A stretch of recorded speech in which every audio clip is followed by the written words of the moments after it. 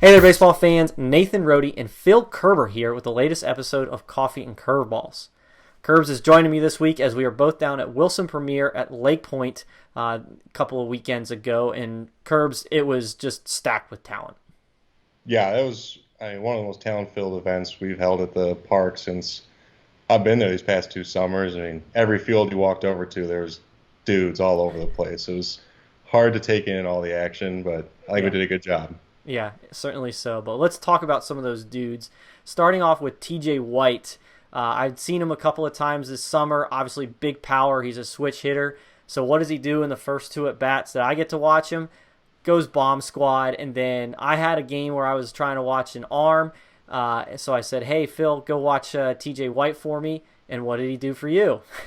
It's another bomb. It was ridiculous. He goes down 0-2, back-to-back breaking balls. In my head, I'm thinking like they're going to throw him a fastball away or something like that. Pitcher misses his spot, and he just lays into it. 105 exit velocity. I think the estimated distance was 398. Hit it just to the right of the batter's eye. I mean, the video doesn't do justice just how hard this ball came off the barrel. I mean, it was out in the blink of an eye. It was really, really incredible. Yeah, and then in a game later, I think it might actually have been a playoff game. I saw him hit his fourth bomb of the weekend. That one went just to the left of the batter's eye. Whole place was going nuts. The guy's got stupid raw power. So certainly interested in watching him develop down the road. He's an Indiana recruit out of South Carolina. But I mentioned I was watching an arm while you were watching TJ White for me, and that arm was Jackson Baumeister. Finally got to see him on the mound again after seeing a bullpen. I think it was like a year and a half ago when you and I were kind of huddled underneath the pavilion at IMG Academy when it was raining and cold and miserable. But he showed up again. It's a lively 89 to 93 fastball. Breaking ball still has some development to go, but he's super athletic. And honestly, after this weekend, I'd see how it works out behind the plate for him because it's a good swing from the right side and athleticism plays behind the plate. Yeah, definitely. I mean, one of the things when I was down in Florida a year and a half ago now, got a chance to see Baumeister catch Hunter Barco on a regular basis and really handles himself well behind the plate. And just the arm strength is premier from back there. Just nobody's going to try and steal on him with athleticism and all the actions he's got. So really has progressed nicely over the past couple of years. He certainly has.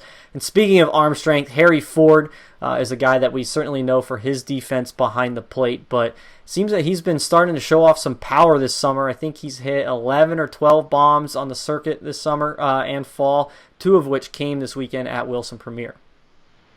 Yeah, I mean, if you remember back to 2019 Future Games, watching Harry Ford receive, throw, all that was just I liken it. He's the Picasso behind the plate. It's the way he can frame and pull balls up that are low. Now that the bats come along in a hurry, especially. I mean, we didn't see that type of power last summer, and now this summer it's all come together. I think we were talking. He hit like 3 home runs this weekend. One of them, one of the hardest hit balls I've seen that left the park at 109 exit velocity. I mean, that's like stupid power there. Yeah, if you watch the video, you can see where it lands, and it just missed my car, so I'm glad it left at 109 and not like 101 or something. But might have had to do some fixing there. But in looking at some underclassmen, we'll start off with some 22s before we get to some 23s. For the Canes, we had Tristan Smith on the mound, a lefty. I saw him briefly this summer. You've seen him a couple of times now because you saw him early on out of South Carolina, and it's pretty electric. Yeah, it's a big time arm, like premium arm strength up to 94.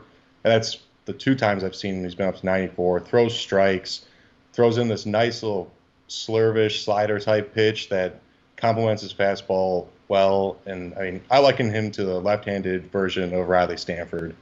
Just so much power in there, and he's only at 22, which really kind of blows my mind that he's sitting 90, 94 already. It's just it's hard to fathom what he's going to look like in a year or 2 years time. It could be another guy on the Canes that's touching 100. Maybe so. But speaking of big physical guys, Trenton Shaw is a guy that walks out on the field and immediately catches your eye. You got to see him on the mound, running up to, I think it was 91, and he also had some time at the plate where he hit a couple of bombs himself. Yeah, you look at the frame, you're like, this kid looks like he's a left tackle. Just 6'4", 230, 240 maybe. Mm-hmm. And he's up, like you said, up to 91. Good feel on the mound for 3 pitches. And then maybe had the most exciting moment of the tournament with his home run. I think they were down 7-6 in the 7th with 1 or 2 outs. And I'm on the field opposite to it. And all you hear is the entire quad basically erupt. Mm-hmm. And I look over and I see him walking down the first base line. And I'm like, yeah, that's the confidence of a no-doubt home run right there. It's not being cocky. The kid is just supremely confident in his abilities and wants to be challenged with a pitch. And, I mean, if he gets a hold of it, it's not dropping anytime soon. No, that one went off the light pole in right field, and I was on the field next to it, and the only reason I knew it happened was because I heard the eruption and turned around and just kind of saw him waltzing down the line there. And was like, yep, that must be gone. But out of the 2023 class, we had Aiden Miller on the mound, who's a talented two-way guy in the class.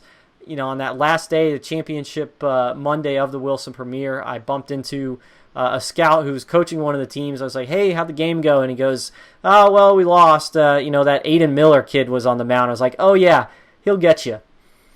Yeah, he was incredible. I mean, this is the best I've ever seen him pitch. Mm-hmm. And the funny thing is that he pitched on Friday through 2 innings, kind of had some control issues, and then comes out on Monday in the semifinals, and those problems are gone. Sitting 87, 89 to begin the game. What really blew me away was when he got into the 6th inning and started rearing back, sitting 90, 92. Mm-hmm. I mean, that kind of feel on the mound for a kid that young to be able to conserve some energy to then pump it up in those later innings was really impressive. And then you see him at the plate, and it's a violent, aggressive swing that plays to all fields. And the kid's got a chance to be, one of those guys who's a two-way at the next level, MLB drafts type guy. Mm-hmm. Excellent. And then one last name for you out of the 2023 class is a guy that I feel like I'm hearing from you every weekend this summer at Lakepoint. It seems like he's been there, every week, and he shows out every week, and that's Cam Collier.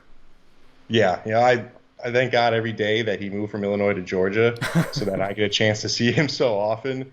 He's head and shoulders above his peers in the 2023 class in Georgia, and probably for the most part in the country. Easily top 5 guy in my opinion. Mm-hmm. And there's nothing he can't do. At the plate, left-handed swing that has everything he barrels up is coming off the bat hot. And great feel for contact. He gets down 0-2. He's not swinging out of his shoes. He shortens things up and can just spray line drives when he needs to, which is really impressive. And then he gets on the mound in 90-93. Mm-hmm. You think 3 years down the line, what's he going to be like? He's already really physical. He's only going to keep getting stronger, and he's only going to keep adding more power to his swing, more power to the arm. So there's a lot to like in Collier as he keeps maturing and progressing towards another 2023 MLB draft guy, I think. Well, there you go. So there you have it. A good look at some prospects out of the Wilson Premier Classic a couple of weekends ago. We'll also have a podcast out where we go into more depth and obviously talk about a lot more players. But Curbs, thanks for joining us again. Thanks for having me on, Rody. You bet, anytime. So as always, for Phil Kerber, not Shooter Hunt, I'm Nathan Rody. This was Coffee and Curveballs, and until next time, we'll see you guys at the ballpark.